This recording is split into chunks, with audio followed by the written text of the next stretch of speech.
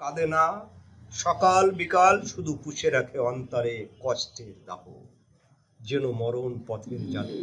আমরা আমরা আমরা মনে করলাম যে ঈদের সময় আমরা এর আগে রমজানের সময় আমরা একটা ইফতারের আয়োজন করছিলাম এবং আড্ডায় বসছিলাম। আমরা চিন্তা করলাম যে ঈদের পরেও আমরা যদি কিছু সম্পূর্ণ মানুষ একসাথে বসতে পারি, তো এটা নিছক আড্ডা হিসেবে আমার মাথায় ছিল। পরবর্তীতে আড্ডাটা নিছক আড্ডা না হয়ে যদি শৈল্পিক আড্ডায় রূপান্তর ঘটানো যায়, তার মানুষে আমি কসুমের সাথে কথা বলি এবং এই সিদ্ধান্ত উপনীত হই।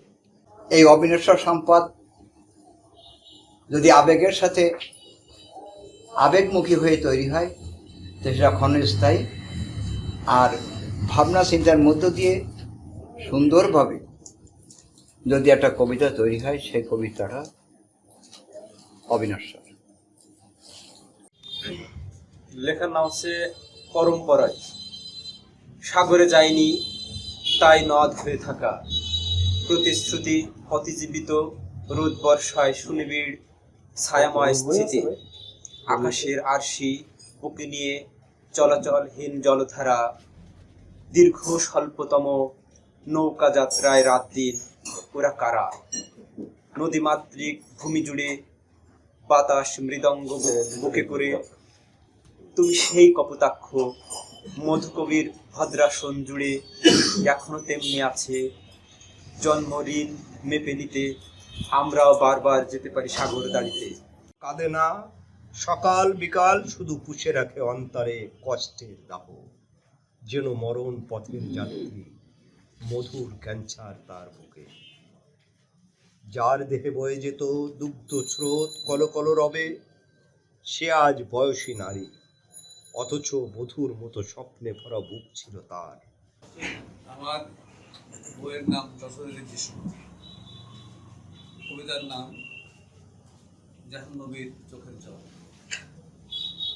টুকরো টুকরো দুঃখগুলো হাঁটতে হাঁটতে এখন ভাতরের ভরা নদী, তোমরা তাকে বড় কপোতাক্ষ। আমি বলি সে তো জাহ্নবীর চোখের জল, 200 বছর ধরে অঝরে ঝরতে ঝরতে উপচে পড়ছে দুপুরে। কপোতাক্ষ শুকিয়ে যায় মধুবিহনে, জাহ্নবীর চোখের জল ঘুরে না কখনো।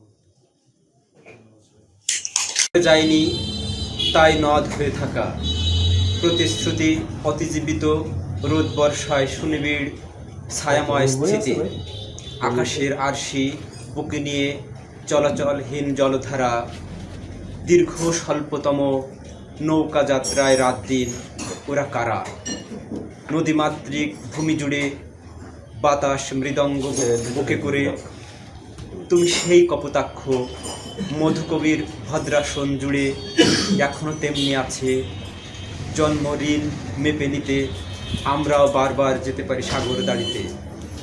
বাংলা ভাষায় প্রথম কপোতাক্ষ তোমাকে ধারণ করে মধুকবি আমাদের প্রতিদিন নিয়ে যান কপোতাক্ষ তীরে। মেঘলা আলোর নৃত্যপটে চমৎকার অমৃতাক্ষর ঘরানায় কপোতাক্ষ, সাগরদাড়ি ও মধুকবি মূর্ত আমাদের পরম্পরায়। ধন্যবাদ।